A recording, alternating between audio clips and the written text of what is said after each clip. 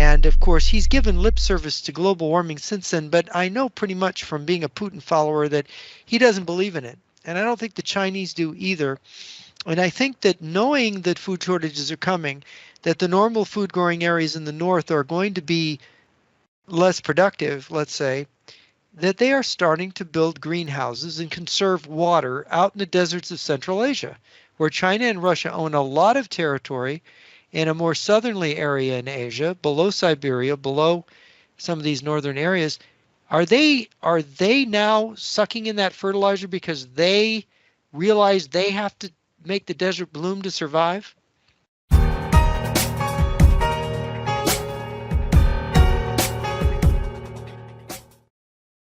And now on with the video. So this is Jeff Nyquist, and with me is David Dubine. Hi, David. How are you doing tonight?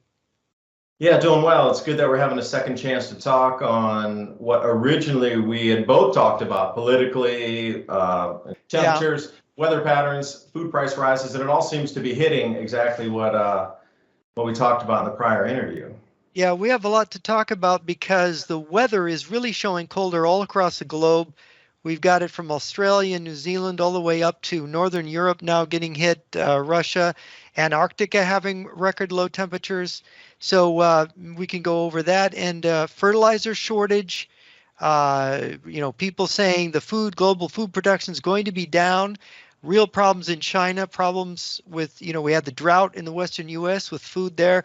And of course, we've got the things going on with the pandemic and people concerned and the BC, about the floods. The floods in BC, that's right. I had even missed that, and you were following that. And of course, we had another summer of flooding in China. So yeah, we have a lot to talk about. And maybe I'll just introduce this for the listeners. David, you have been writing and doing videos about global climate change, the incorrect kind, global cooling, and the grand solar minimum, which, what would you say, began like a year ago in June? Well, I think there were some, indicators in 2015, 16, and 17, knowing about solar cycle 25 and 26, how they were going to onset, how quickly it would ramp up or not. And see, that's the whole thing about this solar cycle 25. It was supposed to start off like a screaming hot dog and then scalded dog running to the moon there, and it didn't. It kind of really stayed low coming out of solar cycle 24 into the minimum. And then, as it tried to get more sunspots, more magnetic activity, it's been sputtering. Although the last few weeks with the X flares and all these CMEs that we've seen, it's starting to turn on again, but it was far past the normal amount of time. And the way it's looking, it's not going to get anywhere close to the 120 or 110 or even 100 sunspot average they're talking about. It's going to be closer to probably 75 to 55, somewhere in that range. Huge miss on that part as well coming in. But we'll see. It's not, the solar cycle's not finished yet. We're not even at the solar maximum. Right. Let's just review for those who are just introduced to this topic. We're talking about the solar cycle and larger cycles. Every about 11 years, the sun's electromagnetic field collapses, reverses and recharges, and that is just the regular solar cycle. And then there's a grand cycle, a grand solar minimum, that is the solar minimum, in which when that happens, the sun's electromagnetic field really doesn't fully reignite. And that electromagnetic field is really important because the sun's electromagnetic field protects the Earth from cosmic rays that strike the oceans, creating clouds, which means more rain, but also a cloudy day is cooler than a sunny day, creating global cooling. Have I got it right? Yeah, and you forgot also that intense magnetic field is what locks the jet streams and the cloud cells into position. And if you have a wavering of what locks that in place, jet streams will go out of flow, so will the cloud cells. Cloud cells will bunch up on themselves. You got the new cloud layer forming around 18 to 20,000 feet with all the cosmic rays. So now you have three factors colliding in instead of two. Cloud cells are moving to different areas, they're bunching up. Then the jet stream's bunching up on top of that, and you have a whole new cloud layer because of the cosmic rays. Right. And so you end up with, and now let me just explain for those that don't know, the jet stream, you got these prevailing winds. They go from west to east as the earth turns, in this certain direction. The earth turns, the sun sets in the west. And when you have a strong electromagnetic field in the sun, the jet stream just goes from this west to east direction, but then when that electromagnetic field collapses, they get all jiggly. So suddenly you can get really cold Arctic air pulled way down from the north, drawing very, very cold air far, far down, causing freezes and, catastrophic weather on crops. And you can get the other way around where warm air comes up unseasonably from below. And this also can, as you say, lock in clouds, causing droughts and massive flooding in some areas, which is what we've begun to see. It seems that a lot of those patterns are locking in place too. There's not as much movement in some. Okay, so when you're thinking about the movement within the different layers of the atmosphere, if you're going to get a high pressure cell or a low pressure that gets locked in and almost encircled by other patterns, it's going to lock itself in there, and then things are going to bend around it like a rock in a stream. But they're sort of symbiotic in the way that the pressure pattern will get locked in is because it's almost completely surrounded by all what we're talking in these other jet streams and cloud cells and the different trajectory of where that should move, but it's almost encircling, so it's locking everything on. And then you got to think, is it a magnetic field line termination point that these things might energize themselves over? Because we see in the Volga region of Russia that it seems currently, and I'm just saying currently, that the crop production in the oat areas there are being, well, let's say, interfered with by regional shifts in the weather because there's a stronger electromagnetic or stronger charge coming out along the electromagnetic field lines, or the magnetic field line terminating out above the mesosphere heading back to the sun. Now it's like a light bulb. You've seen those real nice light bulbs in coffee shops where you can turn them up and you put more electricity into it and it glows brighter because there's more vibration in the electrons. Turn it down and it dims a little bit, less vibration, less of a medium moving through. So if you're thinking about the way electricity might move from the earth out to and back to the sun out through our atmosphere, what would that do? If it got more highly charged, it would have an excitation, I guess is the best way to put it, and then cloud cells and clouds in general, weather patterns would behave differently in regional areas, because if there's more of a charge in there, it's going to mean more heating, more evaporation, and things are going to bend around that too. Yeah. So it's almost as if you can pick out the magnetic field lines right now where you see these obscure weather patterns keep bending around the same exact areas. So now we can really start to get into the electrics or the electrogravitics, magnetism, and all these things you're talking about, the sun stepping down in its state of output, and then how the earth is responding to having less of that output electrically. Since 2020, when this sort of was really starting up, we've seen now 2 summers in a row of massive flooding in China. I think they had record flooding this past summer again, which of course wiped out all of the rice growing seasons in whole provinces of China. They're not growing enough food even to feed half the population of China in China. So China has to find that food on the world market.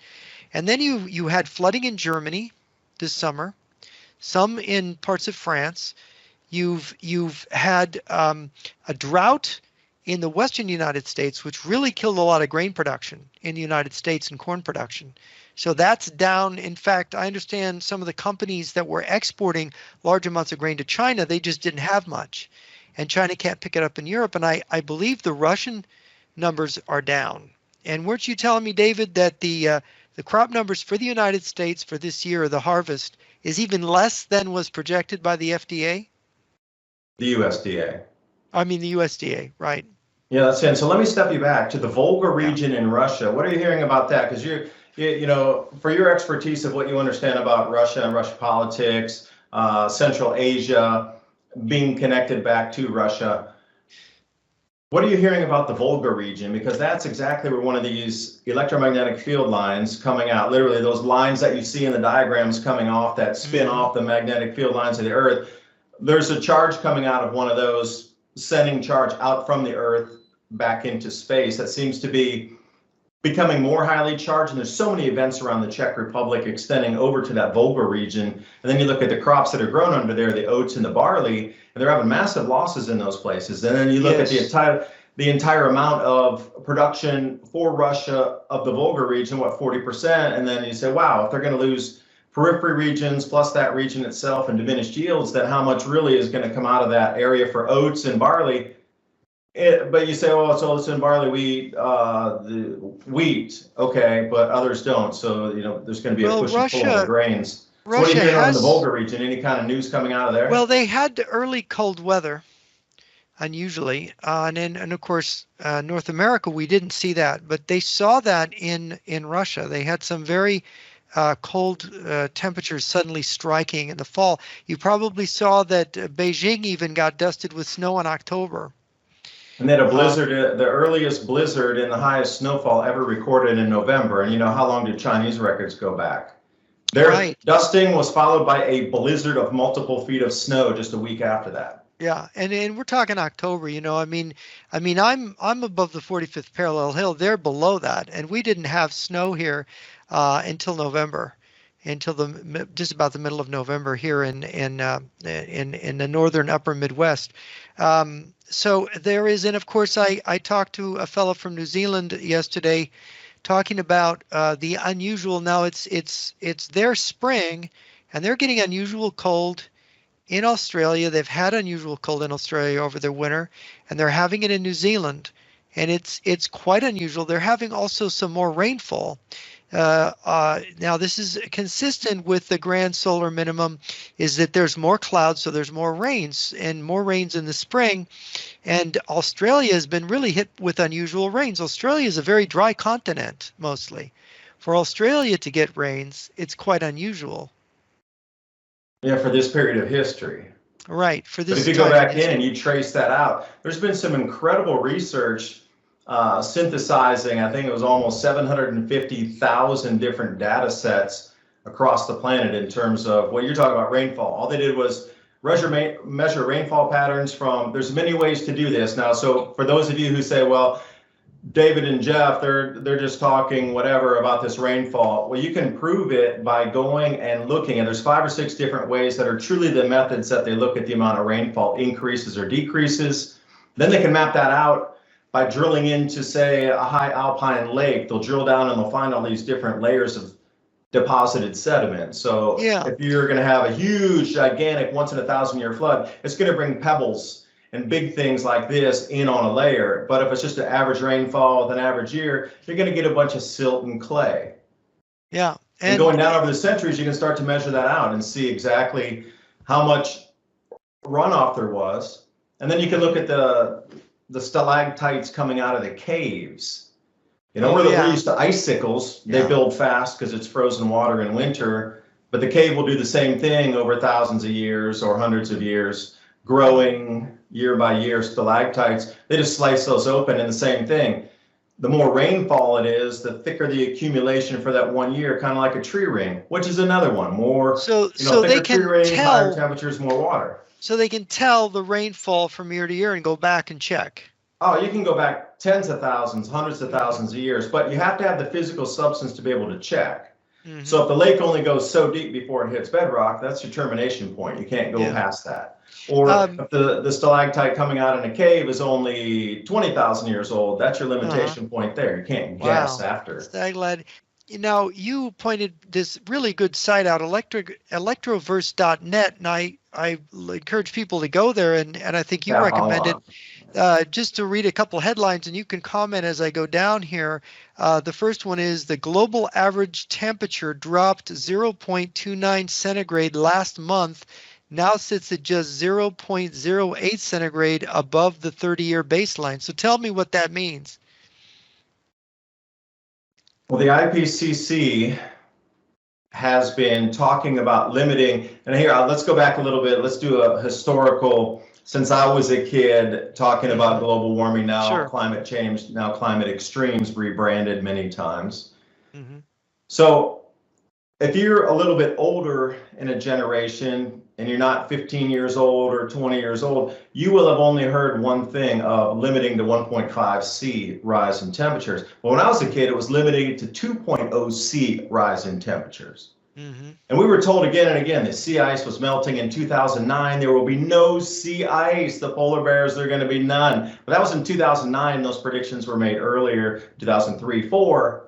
So when it came out and there was massive ice in 2009, they just kicked the goalpost. 2013, there'll be no more. 2018, 2000. And by the way, right now, as you know, there's dozens of ships trapped in the Barents Sea in the sea ice. They're trapped, and even the icebreakers are having trouble getting to them.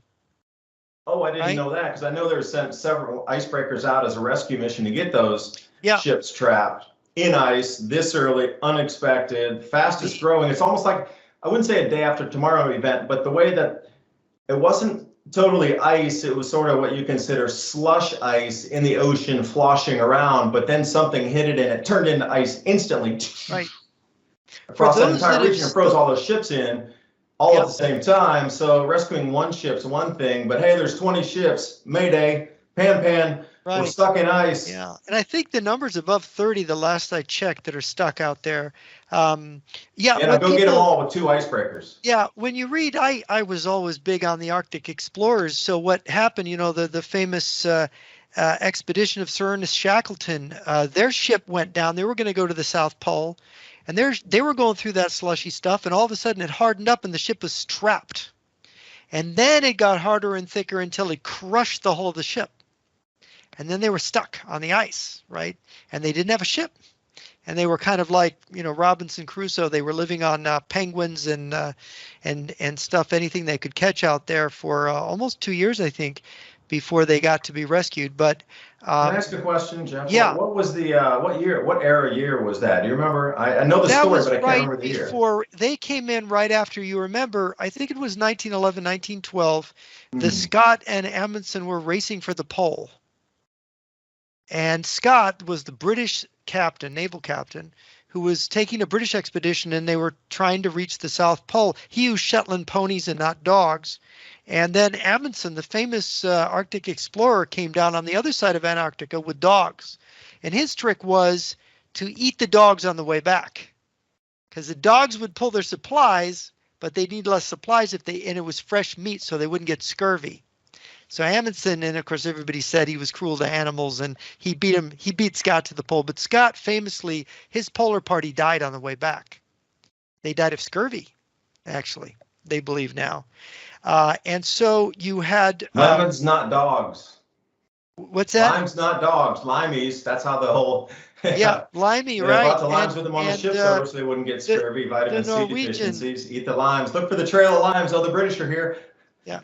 The Norwegian Amundsen beat him to the pole and got back alive, but his party did not. Well, of course, they didn't have dogs because their Shetland ponies died early.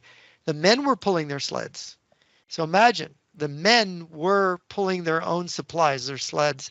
It's a tragic story, the polar expedition, but Shackleton had led an attempt to reach the South Pole earlier that failed, that Scott was on. They didn't make it. They turned back to save the men. But Shackleton went down there after, I think it was 1913, but I'm not remembering. It was before World War I, because they got stuck there. The beginning of World War I started when they were stuck on the ice. And that was when Shackleton's expedition was.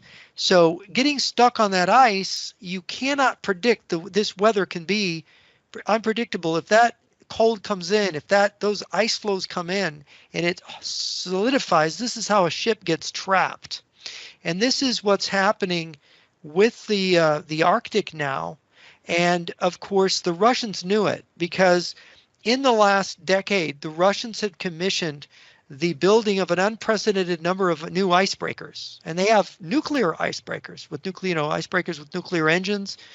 And, if the Russians didn't believe that the ice was coming back, why would they be building icebreakers? The ice was going to go away. Yeah, 2 things on that. the nuclear powered icebreaker, if it were going to run upriver and there were towns out of power, could it just dock up and they could plug into it and have power for a town at the same time that they're clearing ice going up and down? Just a random question. It That's the might, way my and mind there, thinks, I though. mean, any nuclear power plant, if it has those inputs, could probably be used to plug in and generate power off ship if they had the equipment, the cords and stuff. It's possible. And in fact, they might even be able to use it to bring heat onto another ship. I mean, icebreaker can be kind of like a rescue ship, but I don't really know. I think the nuclear engine is part of how the icebreaker works to generate the heat needed to help melt the ice in front of the ship in case so the icebreaker itself doesn't get stuck.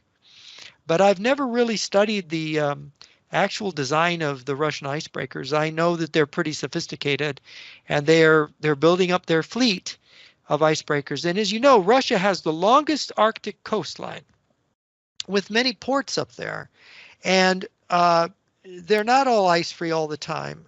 In this last 30 years of more warming weather, many of them, there's been unprecedented. That northern passage through the Arctic Sea, through the coast of the former Soviet Union of Russia and Siberia, that has been free at times for ships to go all the way through to the Pacific. But generally, I mean, there was a discussion, the Russians' main fleet, their biggest military fleet is out of Murmansk, which is right at the top of the Kola Peninsula. It's right near where Finland and Norway and Russia kind of come together up there. And that warm current that comes through the Atlantic comes up there and warms that. So it's ice free most of the time. That port of Murmansk is generally ice free. And that's where they base their Navy. And they were talking a couple of years ago about could they bring their Navy across the Arctic to the Bering Strait to Alaska to help out China in a military emergency. And of course, that was being discussed in their military press. And it's the idea of moving an entire military fleet through that area. But of course, there's the danger that your fleet gets stuck, and that's a fleet has to move. If it's fighting, if it's stuck in the ice, it could be destroyed. And so they were talking about, having icebreakers for that purpose as well. And having the Arctic ice coming back. Now, is it your understanding, David, that the last couple of years, the ice in the Arctic has been getting larger during the winters, has it been expanding, the Arctic ice? Well, I can't remember off the exact top of my head, but anybody who wants to do the research to verify what we're talking about can go to NSIDC. That's a National Snow Ice Data Center.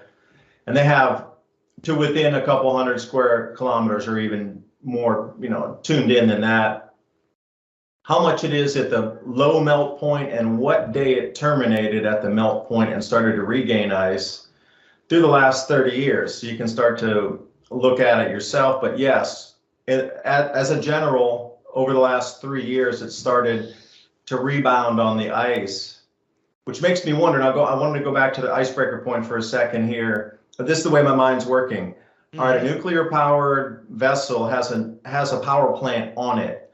So right. If you're clearing the river at the same time and you knew there were 7 towns that you needed to go up to, could you put them on rolling brownouts or blackouts, knowing that in 7 days the ship's going to return and plug in and they can recharge everything, or they can have power for a full, say, 12, 15, 18 hours until that ship continues to the next destination upriver in an emergency situation?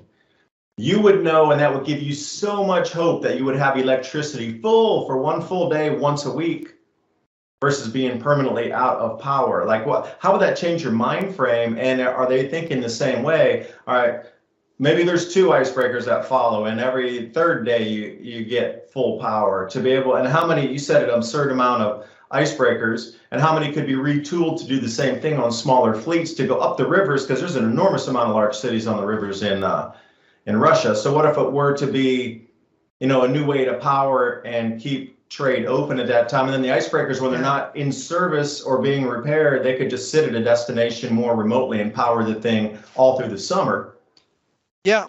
Well, I'll give you an example. Now, Or is that too outlandish to think like that? Well, let's talk about the newest, fanciest Russian icebreaker. It's called the Arktika, Arktika, and you can look it up online. And it's their newest nuclear powered icebreaker in decades. And of course Russia has the largest fleet of icebreaking ships in the world. It makes sense. They have the largest Arctic coastline, and it's capable of smashing through ice that's nearly 10 feet thick. Imagine that. 10 feet thick of ice. Millions of Russians live above the Arctic Circle. They've got the largest population above the Arctic Circle of anybody. I mean, that's huge. I mean, in Scandinavia, there's not even that many people. In Alaska and northern Canada, there's even less people living above the Arctic Circle. So Russia has this very large population, and they depend a lot of times, as you say, there's rivers in Siberia, and there's also the sea, and so this is from Popular Mechanics. The icebreaker itself, it's blue. Okay, let's see if they give the tonnage. It's got a 300-ton electric motors connected to the nuclear power. Wow, 300-ton electric motors. You can imagine smashing through 10 feet of ice. And yes, it looks like it's on a river here in one of the pictures. And I'm sorry, okay, it's 560 feet long, 112 feet wide, and it's 33,000 tons in the water. It's got a low length to beam ratio, a very high superstructure, making for it's a stout-looking ship. It is, and it's got an RITM 200 nuclear reactor it does 175 megawatts of power. That gives you an idea of what this thing can do, and by comparison, the USS Gerald Ford, which is an aircraft carrier, that's our newest aircraft carrier, displaces 100,000 tons, which is 3 times the size, and is powered by a generator that does 100 megawatts. So this thing does almost twice as much as the USS Gerald Ford in its engine that it generates. Isn't that interesting? So this nuclear-powered icebreaker, though it's the tonnage of an aircraft carrier, I mean, it just doesn't look as long, but it's pretty wide. But it's got to be a very heavy ship underneath. 175 megawatts. That's incredible. See, in my mind, that's an overbuild to provide extra power offshore. Right. If it docks off somewhere versus what the needs are on the ship itself. Now they tell you how it works here. It does its job by bearing down on the ice using strongholds to crack the ice from above. It can smash through, like we said, 10 feet of hull ice. It's got a reinforced double steel hull. It's fascinating. So this gives you an idea of what they do, and of course this article depicts it as they're exploiting the warming Arctic, right? They have to put that in there, but it's really not. That's kind of hiding the fact. Right? The narrative comes in many forms, doesn't it? It does. You can say, "Oh, we're building more icebreakers because now we have access to more." No, you see, it's getting colder because it's getting warmer. You know, that's what they've got, and of course, now getting more carbon taxes. Gosh, I mean, looking at the picture, depending on they've got another. There's a number of they just. I think the ship was built in St. Petersburg shipyards, and then they have how many nuclear powered icebreakers have been built in Russia? They've got 10 civilian ones built, and one is a container ship with an ice-breaking bow. 6 nuclear-powered of the Arktika class. So there's 6 of these Arktika class ones built in the Baltic shipyard in St. Petersburg. My goodness. That's a lot of movable power, isn't it? If you're starting to think that direction of knowing where this grand solar minimum is going to take us with supply lines getting cut off on a natural fashion, because when the second magnetic field starts to really pound the Earth here in 2023, we should see some significant effects as that field really starts to lock in Q2 of 2022 coming up next year. And as that does, we're going to get a lot of things on the surface of the Earth cracks, sinkholes, slippage, uplift. these types of things that are going to damage the infrastructure that's riding on top of that very thin veneer of the very top of the crust here, called the top few feet of the earth that we walk on, is going to get disrupted down to about, I would say the top 2 miles of the crust would have a lot of effects. So if you already know that fiber optic cables will get pulled enough where they would snap, and electric lines, I know there's some elasticity built into that, but if you're going to think about something moving half a mile or a quarter mile, snap, okay, they're already pre-planning in that they're going to need to have movable power everywhere to still have some semblance of society, knowing that what we consider traditional infrastructure might have to shift drastically in the way you deliver power or goods to cities. If the above ground conduits aren't working, what's your plan B and then plan C? Now, Russia has a lot of other non-nuclear icebreakers, but looking here on this thing, it looks like they have 11 nuclear ones right now. And these Arctica, these new ones, there's 6 of the 11. So they've basically doubled their icebreaker fleet in recent years. Interesting. So it's yeah, and then they give all their names: the Lenin, the Arctica, the Sibir, the Rossiya, the Semvorpa, Po. They've got all the names here, and they're saying what their status is. But it's very, it's something that we don't really hear a lot about. And of course, going back to the Electroverse, let's go on to this next one. Can I ask you one question before we go? Sure. The names of all those ships, which one for you, knowing Russia, Russian culture, strategy, etc., which one of those names was the most interesting or jumped out from you? The Lenin, or was it the Lenin? The Lenin, okay. Yeah, the Lenin, that's pretty interesting. Of course, the Lenin, that is an old one, and it's a museum ship now. So the Lenin is actually a museum ship. But of course, because they don't want to give those names now to slowly to the new tugs ones. along to bring power to places. It'll get there soon. Yeah, they'll be there soon. But and now going back to Electroverse, this is really kind of illustrates record cold grip Siberia, minus 68.3 degrees Fahrenheit. Northern Hemisphere snow mass marches on. Canada sees lowest November temperature since 2004. So any commentary on negative 68.3 degrees in Siberia? This is December 2nd here, 2021.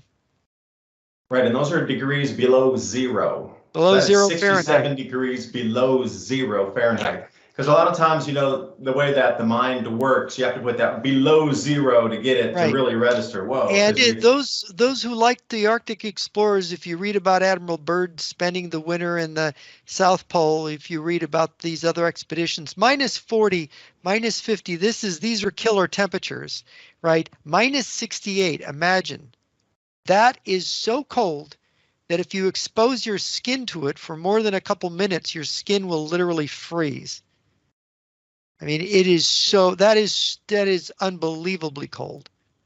Yeah, you had flash frozen food temperatures are what? Above that, 100 Celsius below 0 for the flash, or for the, what you consider, how do you freeze food that you would buy somewhere that's in a bag provided for you?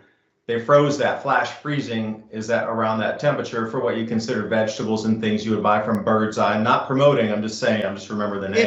If you, for example, at negative 40, which is what the German army experienced in World War II in the Moscow campaign, at minus 40, if you do not protect, if you expose your eyes, this part of your head too long, your eyelids will freeze.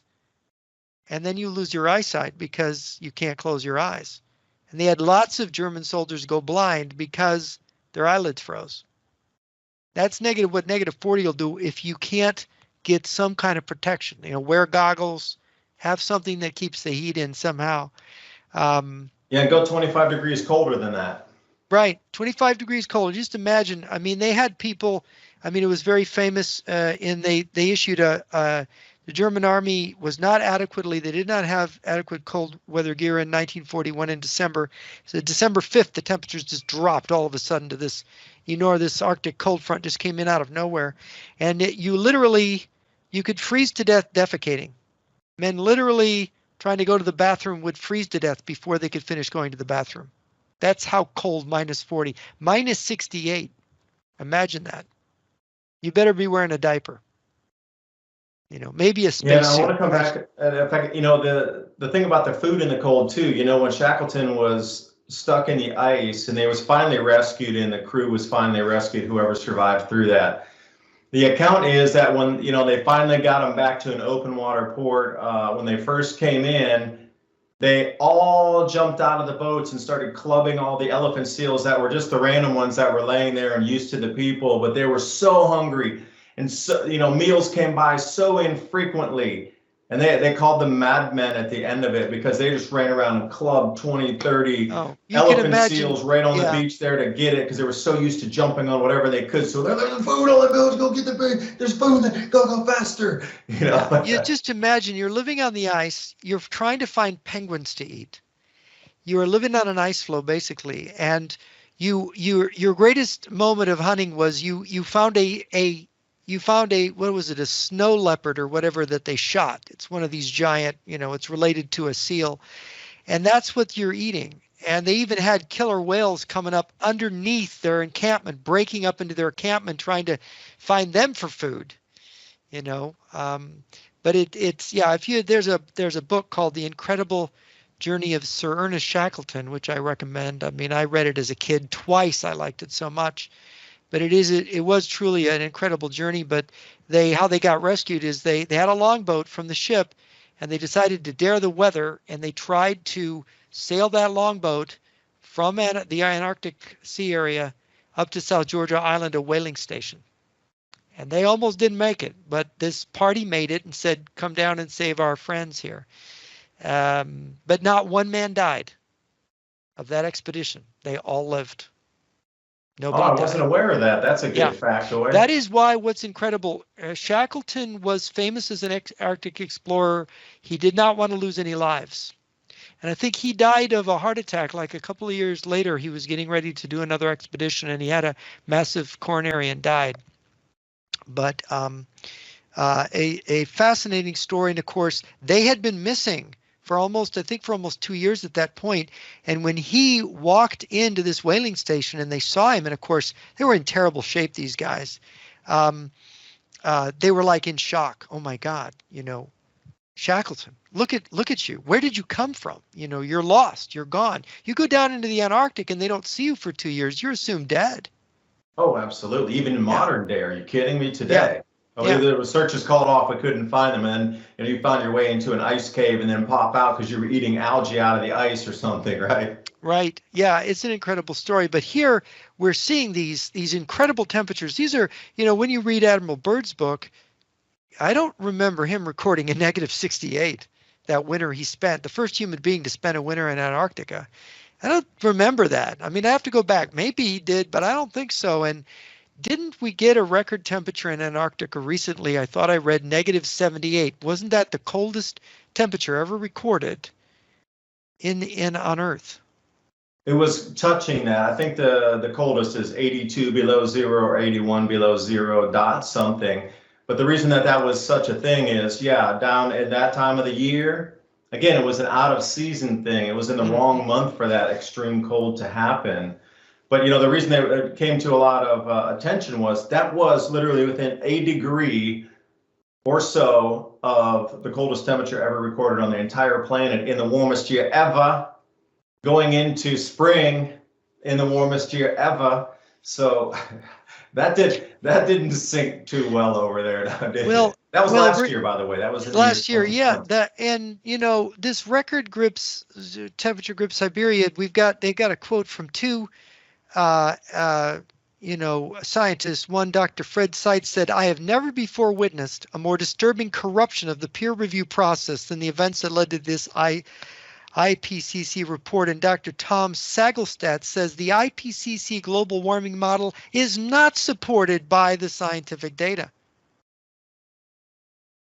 How many times, again, that kind of brings us full circle. How many times have the predictions fallen off? And then why is the global temperature down under 1/10 of a degree, under that mark, 0.00 or 0.08 against the 30-year baseline average? And they're trying to sell you all these carbon taxes, the Great Reset, and everything that's structured to move your life is based on humans are committing and emitting too much carbon, committing too many offenses by buying things. Oh, but the advertisements tell you buy two. The same corporations say buy three. The two are on sale are the same ones that are out there going, oh, there's too much CO2.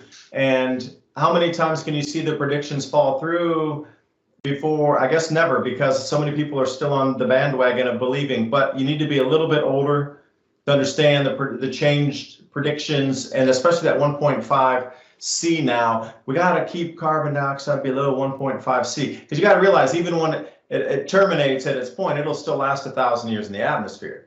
Methane will come banging out of there about 7 years after, 7 to 10 years. Once it reaches that point, like that methane actually disappears and dissipates. We're not living in a time where the largest amount of greenhouse gases in the atmosphere, are we? No, you'd have to go back. I mean, how long do you want to talk about further into the past? So let's go 20,000 years. What was it like then? 150 years, but why don't we go back 10 million years, 100 million years, 30,000 years, 12,000 years at the Younger Dryas, when whatever impact event happened, the Earth's temperature dropped 15 degrees Celsius in a matter of a year, or maybe even months, but then it rebounded out as quickly. The Earth's temperature, for those of you who want to check, rose 15 degrees Celsius in 3 years. Now that was at the end of the Younger Dryas, circa 12,000 years ago. Now the conjecture is a comet or a fragment of a comet came in and hit the Laurentide ice sheet over Canada, hit it, exploded. So imagine a comet hitting an ice sheet during the coming out of the ice age. What would happen? Huge amount of steam. The Carolina bays, which have all these indentations, supposedly where it hit and where those giant ice fragments rolled up through the atmosphere, 40, 50 miles. And when they came down as tonnage, as pieces of ice smashed into there, that's why they can find no impactors. But all those Carolina bays created with the same trajectory as the ice came over, of course, it's going to have a pattern going out wherever the shock wave would move forward, and they're all facing the same direction, so they can kind of even triangulate now where it hit, what angle it hit at, and then where did all the debris fly out and create these patterns across the planet that are supposedly unexplainable. And the debris can also blot out the sunlight, can prevent the sunlight from heating the Earth, so it contributes to this effect, as well as the heat from the blast melting ice and melting ocean and whatever, and creating clouds, more water vapor, which also is going to cool the Earth. Yeah, not to mention the cold water that would have spilled into the oceans that had an equalized warm temperature. Because imagine if a quarter of an entire ice sheet on a continent melts in the same one day, and it's flowing in 1,000, 2,000 foot floods toward the ocean, sculpting a lot of places in Washington State and Oregon. Randall Carlson and Graham Hancock have done an enormous amount of work on this, where the floods had actually terminated out. And these floods, were 2,000, 3,000 feet deep. But how much cold water would have gone into the ocean and then upset everything? Because you have to think about, in an ice age, and so many people don't understand that when the ice age climate locks in, it locks in for 60,000 years of the exact same plant and harvest dates. The oceans would have stabilized temperature. Everything would have locked in. Like we know in at least our interglacial period here, there's a planting and a harvesting date, because our weather was stable enough for us to plan that. Well, it's gone out of sync now. That's why we're having problems with food production globally. But if you had a full-on ice age that had locked in and they had stable growing for, let's say, even 20,000 years, 30,000 years, what kind of societies could have arisen about that? But how quickly would it terminate when you disrupted that entire system with water flows that are, these things are so unimaginable for us to comprehend on the size of it, on the planetary scale of it. But there was an impact event that did things so many orders of magnitude. So when they look back in history, and I'm sorry, Jeff, I'm going to ramble for a second here. That Younger Dryas period is always the cutoff point when they show you these temperature maps and all these things. They always leave that point out of there. They always start the temperature 8,000 years ago, 9,000, but they never go back to 13,000 years ago and show you that gigantic drop and the gigantic rise. And then And they keep telling you of all time, it's never been. Well, wait a second, just go back 12,000 years. And yes, it has been, but like orders of magnitude more than it is today. So this whole warmest ever, I don't know, again, what are the time frames they're talking? The last interglacial, that was warmer than now. And that was Right, 100, right. what, It 12, was. And 118,000 years ago. What? It was a degree Celsius average global temperature warmer than now. So their whole, it's the warmest ever in the last how many, millions of years. Yeah, blah. Go out and do well, some actual we go back research. 1,000 years and it was warmer than it is now. Yeah, that's true. Yeah. The medieval warming period, you had, Yeah, how did they were Europe growing respond to that? It's crops. a question. They were growing crops in Greenland, which they can't grow now because the ground is frozen year round in Greenland. And they called it Greenland for a reason, because it was green then. So, and people go, how could they call it Greenland? It's all just white. It's all permanently frozen all year round. It wasn't then. When the Vikings first came to Greenland, they did farming. Well, nobody can farm in Greenland now. And they wanted, that was that whole scandal, that whole, they got rid of the hockey stick. They got rid of the, that warming period in their data. They just took it, right. They took it right out of the data. That's gaslighting everybody. This is science now, ladies and gentlemen, where you actually falsify your data. Is this getting more familiar now? We're seeing this all the time. It's like science is, we say it's science, and then, but you're lying. Those aren't the numbers. Here we have this next article here. Low temperature records continue to fall across Europe. Australia's New South Wales suffers coldest November on record.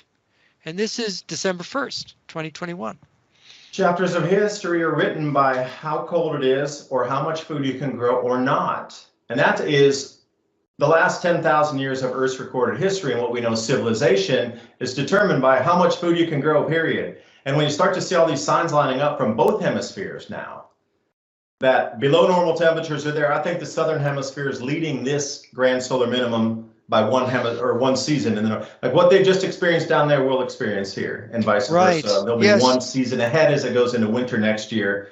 But just look at the rise and fall of civilizations even over the last 4,000 years. Why did they get to this apex point and then they crash with the highest science, mathematics, etc., and then boom, they're down again? So it has to be something that triggers that event, and it's always the lack of food that can be produced. So we're just looking at chapters history driven by the sun. Yeah, and of course we have unprecedented numbers of people on the world.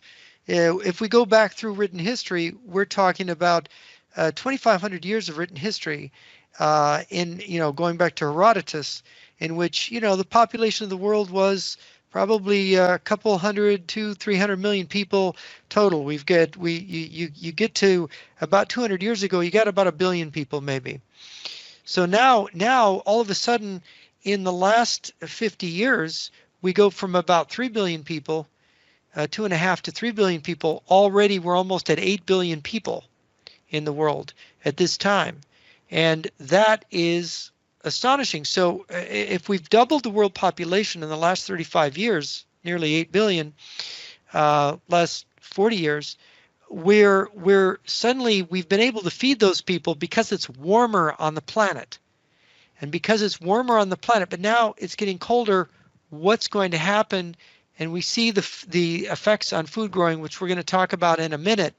But here we have this article, record lows grip Europe. Sweden registers minus 37.4 degrees centigrade. That's 35.3 degrees Fahrenheit. UK schools forced to shut, bigger freeze inbound. And this is November 30th, just a few days ago now. And there's a clear-cut solar climate coupling and very strong natural variability of climate on all historical timescales. I can hardly believe anymore that there's any relevant relationship between human CO2 emissions and climate change. This is from, I don't know how to say his name. His name is Smith, Heyo Smith. But this is very, very interesting. And with these negative 35.3 degrees Sweden. Yeah, how do you explain that? That's some of the coldest temperatures they've ever had. And this November was the coldest November they've ever had.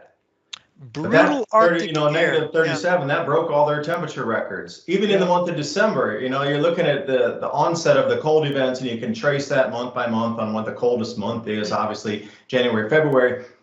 But they're getting those temperatures now, which is so, everything seems to be getting cooler months in advance. And then last year we lost our wine vines because, we just planted them.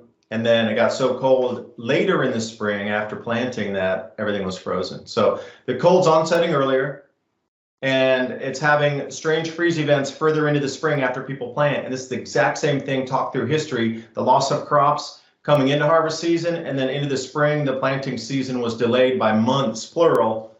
And they didn't have the machines back then that we do. And here we were talking about sea ice. Here's another item. Arctic sea ice extent currently second highest in 15 years and growing.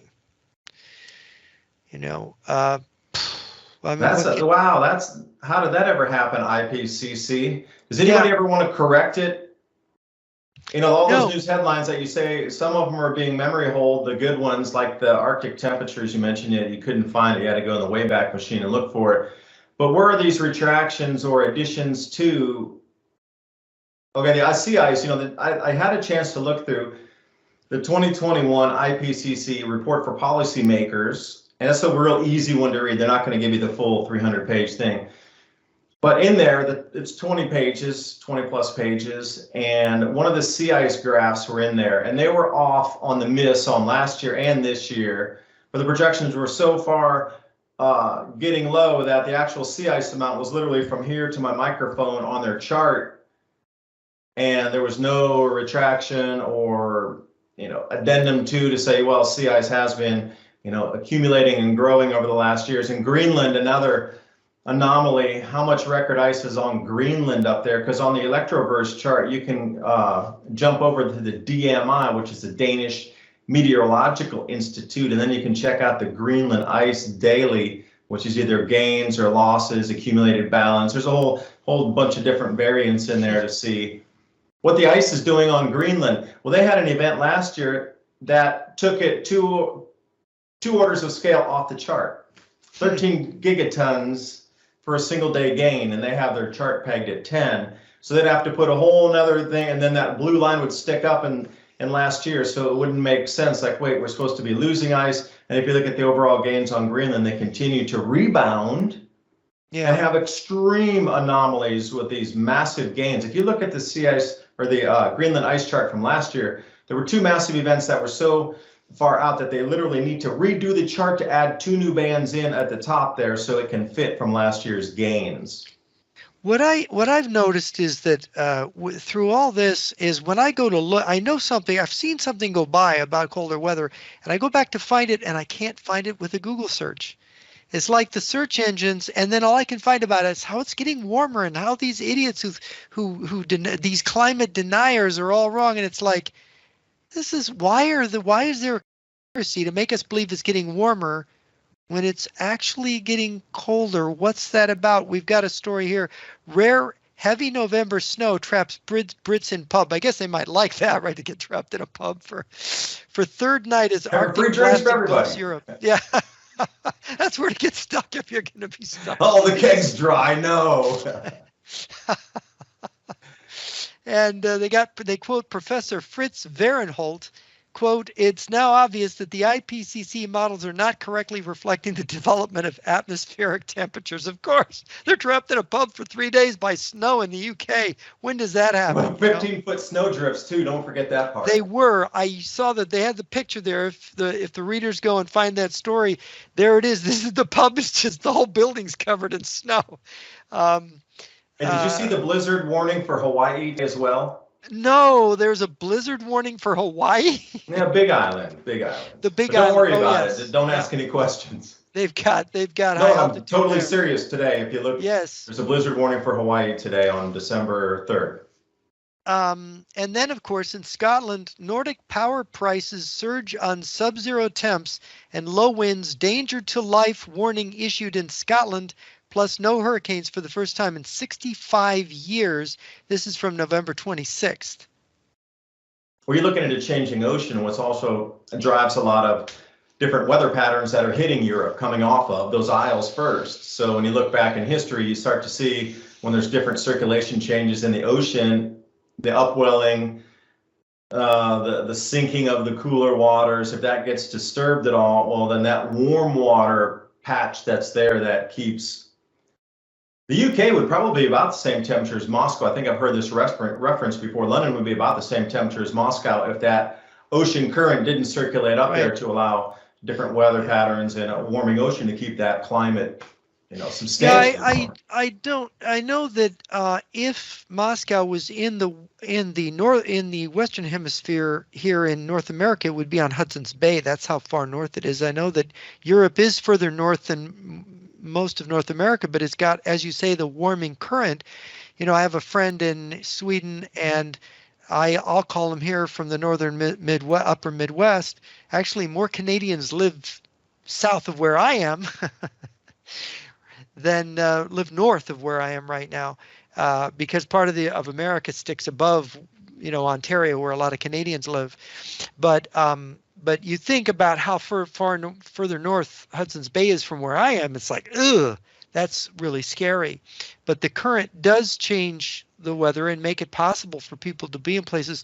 And to make sure it's not a fluke, here we've got a story. Historic snow hits Japan.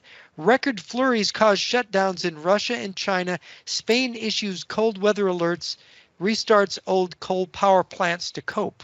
This is from November 25th. Yeah, the snow flurries in Beijing were a full-on blizzard with multiple feet of snow and also 10-foot snow drifts, and that was the second snowfall of the year. The first one was what you referenced. They had flurries come down, and not more than a week later, they had one of the biggest blizzards and the earliest ever recorded there. And that Japan snowfall was from record sea effect. Wow. Japan has something called sea effect snow, where that area in the Yellow Sea there stays a bit warmer. Mm-hmm. Oh yeah, because Japan, really Arctic cold front, they dropped massive amounts of snow over Sapporo. It's incredible. And then last year it happened the same, but it was in a different month. It was in January, and they got something like 4 feet of snow. Same, it was a record sea effect snow, but in a different month, just a year later. So it came earlier this year than January of last year. Yeah, and of course, then they've got this is from November 24th, new peer-reviewed study, climate models overestimate CO2's impact on global temperatures by a factor of 5. So yeah, that is, if you have 5, they're making it into 25, and that's really it. And of course, school canceled in Yakutia, Russia, as temperatures plunged to negative 50 degrees centigrade. That's 58 degrees Fahrenheit. Rare late snows hit Argentina. Parts of Antarctica are holding unusually cold. That's what we were talking about earlier, from November 23rd. So, I mean, we're getting it all over the planet. There's almost nobody is escaping this. Yeah, and the power prices too. You mentioned the prices going up 5x up there in the Scandinavian countries. Well, if you go to Singapore, right off of Zero Hedge today, I was reading that the prices for electricity in Singapore had gone up 12x, 1,290%, almost 13x. Right. Can you imagine that the average household? So think about it, and the reason I bring that up is the food prices are going to go up exponentially too. And this is another thing in history. The economy struggles because so much money of disposable economy gets put into food. And then at some point, that's 100% of earnings go to buy the daily food. That's it. There's nothing left. But then, you're looking at a 12x increase in electrical prices, and I'm sure the food prices in Singapore are going up too. So at what point can a society not cope? And at what point do they go to the streets because they can't cope? And this is another fingerprint of the grand solar minimums. There's always change of government during these events. So it's pretty much, you see the indicators, what we've been talking about here, these events on the weather, these are all the indicators. It's here, it's in play. You can't really dispute it anymore. What was forecast is now here. Now let's look back in history and see how it's going to play out across the landscape with the rising food prices, rising electrical prices. I would say population migration, which has always happened, but it's not, because we're all locked down because of the COVID. Like very few people can go to another place now. It's almost nigh impossible too. And before, through history, if there were no, if we continued the way we did in 2018, I would say 1 billion people would have moved from where they are now, from whatever they're experiencing. But then the governments can't cope either, and they always collapse and get restructured. There's new forms of farming and overseeance and thumb screwing across nations for the next, how do you top-down control a society? But the previous top-down control for society always dissolves. So how many of these are we seeing going at the moment? And then what's the forecast moving out as to how fast this will happen? Because if you're looking at increasing power prices across the planet and food prices doubling or tripling next year, at what point do they start to put military in the store because of the shoplifting? And we're seeing these smash and grab shoplift stuff. I think that is just the base. It's already planned. They're going to hit supermarkets next, which is then a reason to put troops and police in there in the supermarkets. They'll start with the high-end stuff. Nobody cares anymore. But then your access to the food, they're going to really need to control who gets the food, and it'll be rationing and how much. All right, that's the layer, the base layer of what will happen in 2022 and 3. But people are going to get really angry when they can't get their food. And if you're rationed to 1 loaf of bread per family. Yeah, let's talk about the fertilizer because people don't quite understand modern farming. You know, it used to be you would have to farm these acres and let these acres rest and replenish, and you have rotating farming, you know, and you'd have to replenish the soil. We've pretty much, with the massive farming we're doing to feed almost 8 billion people, we're exhausting the soil everywhere, aren't we? Well, you could put an ED on that, because a lot of places it's so exhausted that you literally couldn't grow anything without the fertilizer. Without the fertilizer. So you have the medium substrate of the dirt, but there's nothing in it, zero. The only thing that goes in it is the fertilizer you put on it. The soil's exhausted. We need the fertilizer. Why is there a fertilizer shortage? The story is bottlenecks in CO2 production and the ammonia plant going down in Louisiana after the hurricane. Chemicals to be able to create the fertilizer. And Russia's not exporting either, are they? Mm-mm. So now that's interesting. Now we happened upon this little gem. Russia and China know that the world is cooling, not warming. Their scientists know that this is happening. I've seen it. I've watched their press. They give lip service, but you probably saw the interview several years ago when the whole scandal happened about them in Britain, where they got rid of that medieval warming period, and they kind of got caught at that, and somebody asked Putin in a press conference about it, and he said, "Oh, I don't believe in global warming. I believe in global cooling," and he kind of had that little smile on his face he sometimes has. And of course, he's given lip service to global warming since then, but I know pretty much from being a Putin follower that he doesn't believe in it. And I don't think the Chinese do either. And I think that knowing that food shortages are coming, that the normal food growing areas in the north are going to be less productive, let's say, that they are starting to build greenhouses and conserve water out in the deserts of Central Asia, where China and Russia own a lot of territory in a more southerly area in Asia, below Siberia, below some of these northern areas. Are they now sucking in that fertilizer because they realize they have to make the desert bloom to survive? That's what I would do. You know, now it's about actions that you see other governments making, because China put that social credit score in and really started ramping it up about 5 years ago. Well, that's the same time that this grand solar minimum was being more confirmed each year with the solar cycle and the activity and these, you know, anomalous weather events that it was in place. So China was already setting the base to control food distribution, which they're already control it right now. So at what point, do we come behind that? And so if your social credit score falls too low in a few years, they'll just turn you into Soylent Green, right? Or you'll be denied. Let's say there's different ranges of bread. Okay, you have a handmade artesian loaf with olives baked in on it. All right, that's on the top shelf if you get your social credit score above 810. If you got a bad social credit score, you're eating white Wonder Bread at the bottom. You know, they could differentiate what kind or how much. Mm-hmm. Or you can be the one who's the meal, right? Yeah, in a bizarro world. I hope it doesn't come to that. I mean, just to go back to Central Asia here for a second, the aquifers that they're talking about tapping from Kyrgyzstan, Uzbekistan, Kazakhstan, Now, is there 411,000 cubic kilometers of water reside under those areas. really, that's that much water's under there? That's how much water is trapped under there. So when you start to see these transboundary or aquifers is what they call them, where it overlaps on two countries and both. Kyrgyzstan is now trading a dam and a reservoir over to Uzbekistan to get access to be able to, drill wells and tap into that boundary area of where the aquifer terminates. Because it terminates in the area where everything is drained to. So that if you're looking at primary water sources, now across the planet, there's something called primary water, where it's the main trunk line, for a better term, that feeds all the other wells within a regional area. So if you can tap into that main point where everything, so let's say like a bunch of mountain ranges push all the water into a lake, and then from that lake, then it dissipates out and refills all the aquifers, even the ones 50 or 100 miles away, 200 miles away, it all stems back from that lake refilling. You would want to start putting your wells right around there because it would be continuous. You'd never run out, ever. It's a primary water source. And there's 3 times more water in the Earth's crust than there is on the surface of all the oceans, rivers, lakes. So think about that. If you knew where the pressure was coming up from in the crust, refilling those same aquifers from beneath versus above, or a combination of both.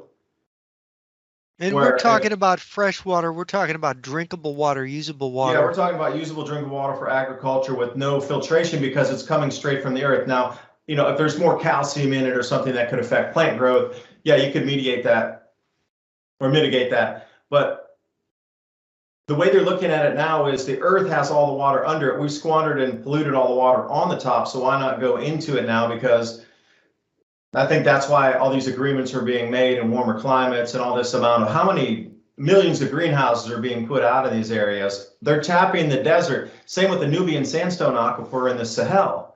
If you're going to put up a new grow zone in Africa, the West African monsoon's increasing rainfall with this change into the grand solar minimum the next couple hundred years, as well as there's much larger amount in the aquifers under the Sahel and all of northern Africa.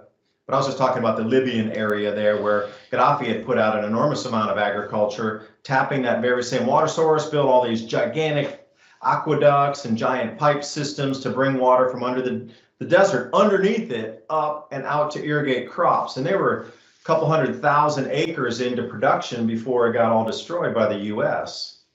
Somebody's going that same play, 2.0. Proof of concept was Libya. Now it's being really put out in play in Kyrgyzstan, Kazakhstan, Uzbekistan, Central Asia. So we're seeing the Russian-dominated Central Asia, where China and Russia come together. We're seeing that being developed. Is there any sign that the Western countries are preparing, that America is preparing? Are we getting ready for this? Are we just so diluted by global warming that we think we're going to be growing? The Amazon's coming to Alaska. I mean, is there any realism here at all? No, it's cartoon land, actually.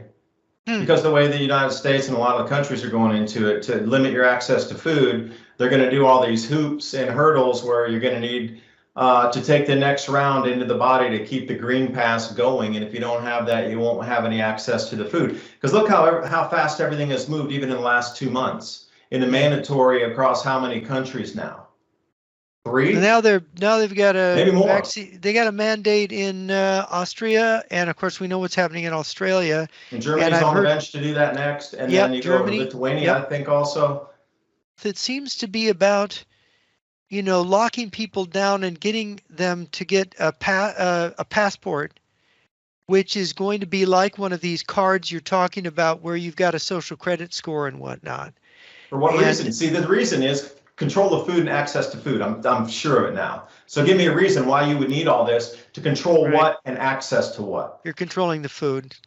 Yeah. See, the more and more I come back to this grand solar minimum is maybe the key to understanding all kinds of things that have been put into motion, all kinds of things that are happening around the world.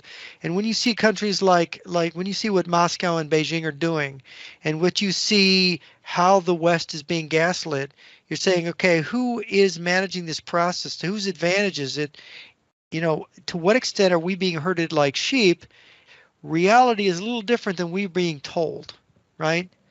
we're going into a very dangerous, possibly a mini ice age. We got 8 billion people on the planet, and we're going to have 4 or 5 billion of them without enough food to eat. Would that be about accurate? And somebody knows it. Somebody knows that's coming. Yeah, it And would they're be. And trying to set up the machinery to manage this, right? right. And the higher echelons of power surely know what's going on. And the way it's been described or explained to me is that they're trying to save the most amount of people they can and still carry through some semblance of a society to still retain power on the other side with whatever is set up during this transition period. Mhm. Because again, coming back to what we consider infrastructure, it's not going to work. So there'll be a lot of breakdowns and unexplained incidences of things breaking, snapping, and it just doesn't make sense why that route is suddenly closed. They're talking about, if you can't get to the banks or you're going to use satellite uplinks and then broadcast your central bank digital currencies or, crypto that you have. So that's just like for a real simple example. Thinking about using the terrestrial internet to broadcast transactions might not work because if fiber optic cables are snapping and there's electrical outages, etc. If you had your home point and everybody had a satellite dish and everybody had a solar panel or whatever device, battery backup that would power that, you would be able to transmit up into a satellite network. Because Chinese quantum system was way back, 2015 or so, to do the same thing with cryptocurrency transactions. And that was the whole, wow, even if you had a full-on power grid down and you had a internet connection up to satellites, like Starlink's a famous one now that's they're not really ready yet, but envision that, or the quantum satellite network up there put up by China. You could broadcast cryptocurrency transactions directly from your base station. That's all renewable powered, solar panels, etc., up to the satellite, and that would then broadcast it down into the next place where it needed to verify whatever it needs to be verified. And that could be something encrypted, it could be a cryptocurrency transaction, it could be a simple wire transfer, through the SWIFT system, whatever it is. And that's the way we're going to work around at least some of these what's considered simple power outages and cable breakages. So, that's an example. So somebody's planning for this already, but the human element, how are you going to pull 8 billion people to the next side? You're not. It's simply not going to happen. So there's going to be damage along the way. They're willing to take the loss. They're going to try to pull some or as many people they can. Well, I don't know exactly the number chosen to the other side of this chaos, unless you're self-sufficient, and then you can do it yourself. But once you get on the other side, let's say these self-sufficient communities rock on and they're way more bountiful and more people want to stay there, and then you pull to the other side, and then suddenly you got the control grid back, and then the governments are going to be like, wait a second, y'all can't be that. So you have to be on our system again. What push and pull is that going to come to? If the communities get really self-sufficient over the next decade or so to the point where they're autonomous, but then governments will be functional in 2032, 2033 again, because everything will stabilize. This is only a 10, 12-year event. Everything's going to stabilize mid-2030s. Then what? The government's going to be back in and they're going to want full control again. But wait a second, this entire section of society split off over here, totally self-sufficient, and doesn't want to go back on that grid at all. So then where's the push and pull going to be around 2035 when governments are going to struggle to get that whole round of people back in under their control once more? I was wondering to ask your opinion of something. You've heard about, Professor Hapgood supposedly working with Einstein about this. And the CIA. And the CIA with some kind of discovery they made decades ago about a periodic catastrophe related to pole shift, related to the Earth's electromagnetic field, going away and then reversing and recharging. Something happens then. And they've been keeping it secret, haven't they? And that's the Adam and Eve story. Right, the Adam and Eve story. And, I know, Hapgood's famous for the Maps of the Ancient Sea Kings. Very unusual book. If anybody gets a chance, it shows that they had these maps in ancient Alexandria back in way, way, way back before Julius Caesar. And these maps were copied from copies and copies of copies. And when the Turks sacked Constantinople in the 15th century, these maps were captured by the Turks. And in the 1920s, a U.S. naval officer was given these maps from a Turkish, I think it was a Turkish naval officer, pre-Reese maps, they call them. And Hapgood published them in the maps of the ancient sea kings. And these maps are unusual because they show the coast of Antarctica ice-free. And the maps are accurate. And the maps are very, very old. These are pre-Columbian maps, before Columbus. Antarctica wasn't discovered until the early 19th century. They didn't even know it was there, and so this is very intriguing. And they made, do you know what was it that they discovered that they're keeping secret? Do you have any idea what it is? Well, let me add in another, fact into the Hapgood story, and then maybe we can come to an answer after that. Okay. So Charles Hapgood is also credited with discovering or putting a mechanism to what's called Earth's crustal displacement. Yes. Where the Earth will literally roll over on itself. So with those two pieces in mind, they couldn't explain how Antarctica got suddenly flipped from being tropics with ferns and the fossils down there in the coal beds, etc., being turned all the way down to the bottom of the planet. But he had all the ancient sea maps understanding that. So now they were trying to put a mechanism with why Antarctica was down there, why these maps were there. And then he came up with the same idea that there is at some point a 0 point. And I'm not talking about David LaPointe's 0 point. I'm talking about they're just saying the magnetic field went to 0 or near 0, both on the sun and on the Earth. And our Earth was able to spin and maybe do a quarter turn, like the 23 degrees. And then when the magnetic fields relocked themselves, they did. But our Earth has not always been at this tilt on the ecliptic. And they were trying to explain that all the way. So I don't know what's the hidden part there. They found tropical corals underneath the ice of the Arctic, right? I mean, that's my understanding. I think it means it happens on a cycle and it's going in different directions each time. So a quarter turn that way, quarter turn that. Oh, that would explain the Arctic sea corals. Okay, that's 2 cycles ago.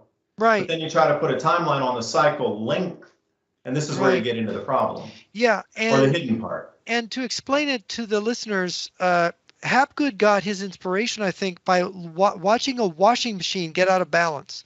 And I think all of us who have done laundry, you put too much and you put your lumpy laundry in the laundry, and it spins like the Earth spins. You got the your laundry washing machine, it goes around, and when it goes in the dry cycle, it spins around really fast. And if that load is out of balance, you can watch your washing machine literally jumping up and down and banging and booming and just completely going into convulsions because it's out of balance and it's just going haywire. So Hapgood thought, wait a minute, the Earth has a wobble. What if the Earth gets out of balance periodically and does this kind of washing machine kind of thing, right? And does that centrifugal force start to move the Earth's crust, start to tear and to move, right? Is that basically the idea? Yeah, it's like having an orange, and then on the inside you separate the orange from the peel on the outside, and those two could rotate independently. But I don't care how heavy it gets with the ice on the top or the bottom or the center or wherever it is, you need lack of magnetic field to turn the planet over in any way, shape, or form. Mm-hmm. So basically the planet becomes loosey-goosey when this electromagnetic field that coheres it kind of loosens up, and then awful things can happen. Doesn't loosen up, it goes to 0, and that's how that affected it. The only possible time it is if it's a 0 magnetic field where there's no orientation of north and south. So the center part of the planet has no orientation to lock anything in. They're both sliding with 0 magnetic pointing in any direction. And then suddenly when the magnetic field starts again, even that 1/10,000th or 1/1,000,000th of a second, it locks back into exactly where they're oriented. And then it'll reposition itself north-south. But at that moment, wherever the Earth's crust sits, it relocks. And wherever the center might be or transiting over that, the mantle, it locks too. Because you look at the crust, it's a different charge. Even the atmosphere is a different charge than the crust. So we just got this middle boundary layer of different charge between atmosphere, mantle, and then connection back to the sun. And we don't know the physics of the universe. We just got theories. What is the electric universe theory? Do you know that at all? There are currents moving through the spiral arm of the galaxy from the core of our galaxy itself. and they're more like high tension lines, if you will, in the space around us. And it's an electrified plasma. They're called Birkeland currents. There are two charges on that wind between themselves, and that's why they get the ropes or the auroral ropes. There's been a couple articles coming out just recently talking about how the Earth's sandwiched inside and encompassed in a magnetic field. They were explaining the same thing. So imagine one, like I'll go back to the coffee shop example. If you put more charge or more current into that, it's going to make something glow more highly. Okay, our sun is sitting in one of these Birkeland currents in our local star system. So the charge from elsewhere, the other end of our spiral arm of our galaxy, the center of the galaxy, whatever, has turned down that charge. And it seems to be an electrical frequency with a predictability in the cycle. And when that steps down, our sun responds to that. It steps down too. So it affects. And when it gets more highly charged, our sun steps up and has different effects, locking our jet streams in pattern in the cloud cells. I see. So it could affect a whole bunch of stars at the same time. Yeah, they've seen entire star fields have anomalies either disappear or all start glowing red, which is an indication of all of them novaing at the same time. Really? That's just within what we can see right now. A couple years ago, there was an article, more than 1,000 stars just disappeared. Wow. But they didn't disappear. See, they didn't disappear. The current flowing into them turned down, so they came out of visible glow mode of what we can perceive with our eyes and came out of the visible spectrum range. Yeah, okay. That's how they stopped glowing, is the current got turned down so they didn't glow as brightly. So you think that the evidence for this electric universe model, there is evidence for it? There is, because when you look at Earth's temperature and climate over 12,000, 100,000, even going back to the ice ages, it's a pulse. It almost looks like a heartbeat. It's very electrical. Oh, yes, when you look at all these different charts going back in the past, especially the longer ones, the million-year charts that are broken down, look at about every 100,000 years, you see a pulse. It's like a heartbeat. Doom, doom. Because the Earth spends 90,000 of those years in ice state. These 10,000 years, they might make you think like it says all the time, but it's not. It's very rare. We get 10,000 years of warmth and 90,000 years of ice. Ice is the normal state of this planet. Only 10% of the entire time are we at this warmth level. Yeah, how can you explain that coming into the ice ages and exiting the ice ages? You can't tell me every single time it's a comet hitting something to create magma that blows out and suddenly it gets hotter, or something hit the sun and we get these things on this exact frequency of 100,000 years. That's not possible. Not possible. Yeah, of course, we've been in a kind of ice age for 2 million years now. Basically, look at the frequency of that, though. When you look at those ice age charts, it looks exactly like you've seen EKG in a hospital. Yeah, for 2 million years. It's just a coincidence, though. That's just a coincidence. It's just a coincidence, yeah. So the real thing to fear is global cooling and ice, basically. No, the fear is not being able to respond quickly enough, and governments not even wanting to have the conversations, and not wanting to respond, and not getting the citizens to respond. We can adjust to the temperature changes. We can adjust our food growing latitudes. We can substitute crops. There's an enormous amount of things. Vertical indoor ag. We can take all these malls and parking garages that are not used anymore, wink, wink, and suddenly turn those into indoor agriculture centers and create jobs and do all these things. But it's the response that's the scary part. We can respond to it, but the governments do not want or are not letting, and they're distracting with so many other things when we could be coming at solutions for this. But again, probably doesn't want everybody to move into the next world. So the solutions are not forthcoming. And, conversations like this are not promoted and pushed in algorithms because it goes against the science of things getting, warmer, colder. I don't know what it is anymore. Yeah. Well, it seems to me that our institutions are failing us right now. It's a complicated subject in itself, why our institutions are failing. And is there anything else we need to cover that you can think of that we have missed here in trying to update people on this story of global cooling and where we're headed? Well, just understanding the fertilizer, it's still going to be available, but CF Industries was saying at the wholesale level, we're talking buying 1 million tons forward or whatnot, you're going to be seeing a 45% increase in the price. Now, by the time it goes Yes. to the next distribution point, and then it comes out to your local co-op, or you get it in, Home Depot, or whenever it gets there, it's going to be at least double or triple the price. I talk to farmers If you up can get here. it. Yeah, I have a friend who's a farmer, and he's talking about fertilizer prices doubling or tripling.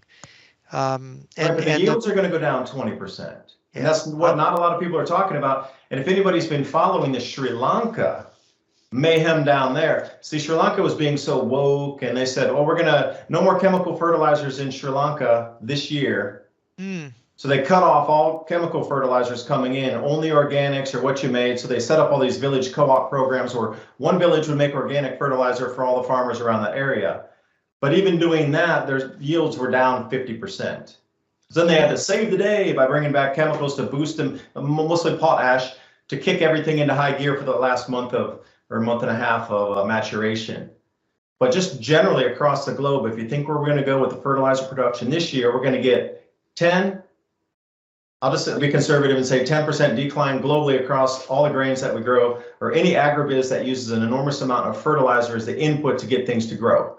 Now, I think it's going to be closer to 20 myself, so a lot of reports I'm reading is 20, but I'll be conservative and say 10% decline globally. What's that going to do for the prices? And look how much business there's not happening now. It's almost as if this hole in the door is being pushed on purpose. The rising prices, the hyperinflation, access points to food, higher food prices, inavailability of foods, the rationing, and the whole thing is the human impact. How are they going to react to this? Well, you already know how they're going to react. They're going to be angry. They're going to the streets. They're going to want change. And you know what? Boom, there's already a solution. The assets have already been pre-positioned for the army and the military to roll in and control all food and your life. I believe they're going to try to control it super hard. I mean, you think it's been kind of going, there's a lot of adjectives we could use, the direction that the world's being pushed and the freedoms that are being lost. There's an enormous amount of adjectives to put in there. But I'm going to say this next 2022 and 23 are going to be hard pipe hitting years for these police and military to come in. They've been nice until now, but when it starts in the middle of 22 next year, they're not going to be nice. You're going to need to get in front of that. Learn how to grow food, buy some food, stock some food, get your communities ready, because the amount of change we're going to see is going to be a once in a 2,000-year event of change happening in 3 years here. Exponentially coming in. So it's all like when you talk to Valentina Zarkova, you hear this thing that it is going to be in the next 2-3 years we're going to see this change, and they're not going to be able to maintain the global warming narrative much longer, are they? No, they're going to be worried about maintaining food prices and preventing riots from overthrowing governments every day. That's going to be the new thing. Forget the global warming. How governments are going to respond to retain their power when hundreds of millions, if not billions of people go onto the streets because of this food crisis globally. Well, I would suggest that the people that have been telling us it's been getting warmer are going to get overthrown, because everyone's going to say, you lied to us. You said it was getting warmer, and that would be good for growing food, but it's getting colder, and you knew, right? Isn't that what's going to happen? Well, that's one way to look at it, is pointing the finger, blaming everybody. We're past that. It's action time. See, governments should be stepping up this very second, and on the next hour's newsfeed, we should be seeing solutions for growing, explaining what the problem is, explaining where we need to go, and how we can each take action in our communities based on the latitude you live. Like, there should be daily reports of what species can grow in your latitude, how much rainfall there is, what kind of government subsidies could there be for water and fertilizer, putting out a greenhouse, they're paying you to put solar panels. Why aren't we all being paid to put greenhouses out? And why aren't we being paid to put barns and raise our own chicken and get all these things into, not me raising, 7 chickens and 9 ducks or something, but having an area for the community to do it, and everything being pushed for our own food self-sufficiency, but none of that is forthcoming. None of it. No, it's not happening. No, there's not. So I just look at this and say, well, this is the turning point. Since nothing's been done to this point, then you're going to have to take action on your own, because nobody's coming to help you. If a seal pops out of the ice, or you take you know what I mean? It's going to be like that for 2 to 3 years on the planet, the whole planet. Which is interesting, talking about Shackleton. Yeah, it's a global Shackleton event. Yeah, we're going to all have to learn how to eat penguin. basically, or be Nanook of the North, and let's see, how do you make an igloo? Let's learn. When you realize that people have survived in all kinds of conditions, and they do, you know that some people will adapt and survive, and others will not. And it does seem that's where we're headed for sure.